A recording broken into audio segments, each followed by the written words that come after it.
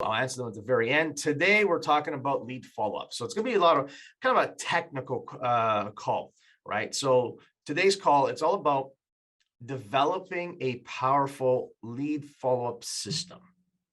See, the problem is most agents spend pretty much all their time in the lead gen portion of it. In their businesses, they're just generating leads. And at times, it's very little time that's been dedicated to the lead follow-up. My question is why? You've worked so very hard to get those leads. You paid a lot of money for those leads. Why aren't you following up with the leads? Lead follow-up is where all the money is being made. The average consumer takes, and I'm going to say 5 to 7 attempts before they make that decision. So if you're making calls to them and they're like, no, how often are you closing them for that appointment? How often are you connecting with them? What are those things that you're doing in place, putting in place to stay in touch with them? So really what it comes down to is having a powerful lead follow-up system that has both a passive approach and an active approach of getting an appointment from those leads. Because ultimately, that's the goal. So when you have a lead, doesn't matter if it's a buyer lead or seller lead, the goal is to sit down with that client, to meet with them face-to-face, whether it be through a Zoom call or whether it be actual face-to-face at their place or at your office.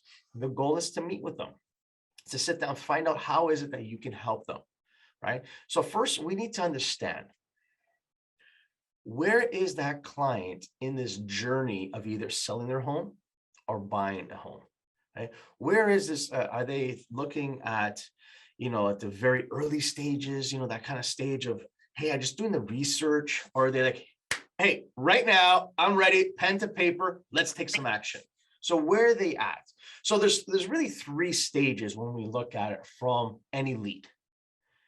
And we need to determine that pretty early in the conversation, like in your qualifying questions, the questions that you're asking them when you first connect with that person is the motivation, it's the intent. So number one, so the first stage, number 1 would be, are they in the walking stage, also known as the awareness phase, right? Very low intent, right? But they're open to the idea of maybe buying or selling something. It's kind of like, we're thinking, we're not sure kind of idea. That's the awareness phase, right? Then you got the second phase where they're jogging a little bit, right? This is the consideration phase. This is medium intent. They've decided, yes, they're going to buy or sell. It's more of a fact-finding kind of mission.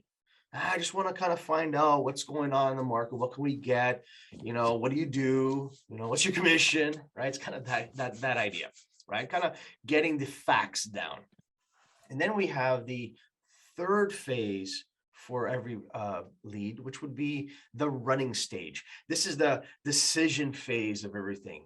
Really high intent. They've done their research. They have decided that they're now going to take action, right? So they're ready now to start doing something, start putting pen to paper to get this rolling. So how do you make the leads fall in love with you? How do you make them to decide to work with you? So I'm going to give you some little tips here, and then we're going to get into some technical stuff. So number 1 is you need to position yourself as a trusted advisor, in person, online, and pretty much everywhere else that you market yourself, going back to your brand, right? So you need to position yourself as a trusted advisor. You need to give more value than they're expecting. You want someone to work with you, under what's the saying? Under overachieve, under acknowledge. Tell them what you're going to do, but not to the state in which you do it. Give them way more value than they're expecting, right? Undervalue. Under promise, overachieve. Hey, thank you, Lotfi. Under promise, over deliver. That's it. Thank you very much, right? The approach needs to be both on a passive state, such as using emails, snail mail and text messaging or even DMing people, and actively approach, which would be phone calls, video messages, and in person. So as you can see, that you really want to go target the client, right? Now, the most important thing that we need to find out from the lead is what? Like when we look at your lead follow-up system and you're sending out your emails, you're sending out your text messages, you're calling them, what's the number one thing you need to find out from the lead? The number one thing you need to find out from the lead is, when do they want to start the process? See, this is extremely important. You need to know where they at in their timing, right? Timing is key for everything. When do they want to start the process? And then take it further and find out, when do they want to be in the new home? Or when do they want to have their home on the market? Because that's both different, right? If they're thinking, I want to start the process sometime in April, and then you're asking them, when would you like to be in the home? I like to be in the home in April. Well, that doesn't really work now, does it? Right? So we need to educate the client that. So when would they like to be in the property, and when are we starting to look at homes? When are we starting to put your home on the market? Again, timing is the number one thing you need to find out when it comes to lead follow-up, right? By knowing their timing, you can then implement the right follow-up plan for that particular client, right? Because not everyone's at the same stage of the process. The more custom the plan you can put together for the client, the better the lead follow-up results. So my question to you is, what is that plan for you? What do you have, right? So I'm going to share with you a very simple follow-up plan, but let's first decide, what are those categories or buckets or labels that you should give a lead? Once you find out timing, what are we looking at? So I wrote down, again, this is not something that you have to follow. It's just a simple follow-up plan. But when we categorize a lead, we'll look at someone, I would label them, let's call it super hot lead. Now, a super hot lead is simply someone that wants to start the process, kind of put pen to paper to either buying a home or selling a home within the next 30 days. So 0 to 30 would be considered a super hot lead. The next category would be a hot lead, and that is someone that wants to buy or sell a home between 31 to 90 days. They're putting pen to paper, starting the process 31 to 90 days. So we're looking a month to 3 months out. Then we go to the third one, which would be a warm lead. And a warm lead would be the next stage, would be from 91 days to 180. So we're looking at 3 months to 6 months out. That's when they want to start the process. And then the last category I wrote down would be what we call a future lead. And that's anyone who's thinking of doing something beyond the next 6 months.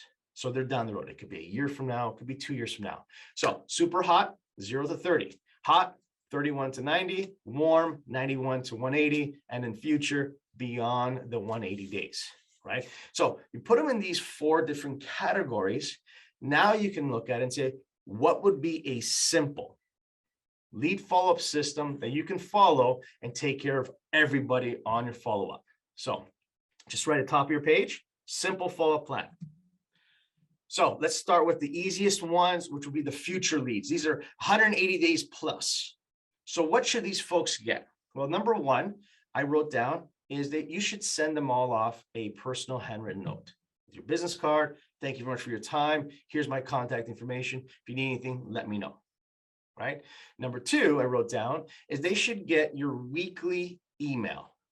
That email that you send your past clients, center influence database, your entire lead source, that constant email of keeping you in front of people. It doesn't cost you anything. They should be getting that email. Remember that a proper setup of an email is having some sort of call to action within the email. Okay. And then the last thing I wrote down for these future leads, what else should they get, is a phone call from you at the halfway point. So if they said to you, hey, I'm thinking of doing something in 8 months, great. Just mark it in your calendar that at the 4-month period, you give them a call, right? So those are the 3 things I would do for a future lead. Now let's jump into the next lead, which would be, let's go with the warm leads, right? And again, these are folks that are 91 to 180 days out. They're going to get the personal handwritten notes, contact information. They'll get the weekly email, and they'll get a phone call from you. But instead of it being at the halfway point, I would put it down as once a month. Once a month, giving the warm leads a call. And also to add in there, once a month, send them a text message. Hey, just touching base. You mentioned this. Is that still the plan, or things change? Right. So that's for warm leads.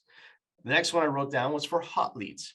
Right. Again, someone wants to buy some or put pen to paper between the 31 to 90 days. So 1 to 3 months out. That's when they want to start the process. So personal handwritten note, same as the other ones.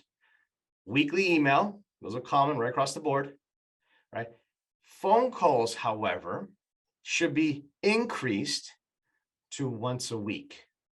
Once a week, you should be calling these folks and asking them, hey, are you ready now? What's going on?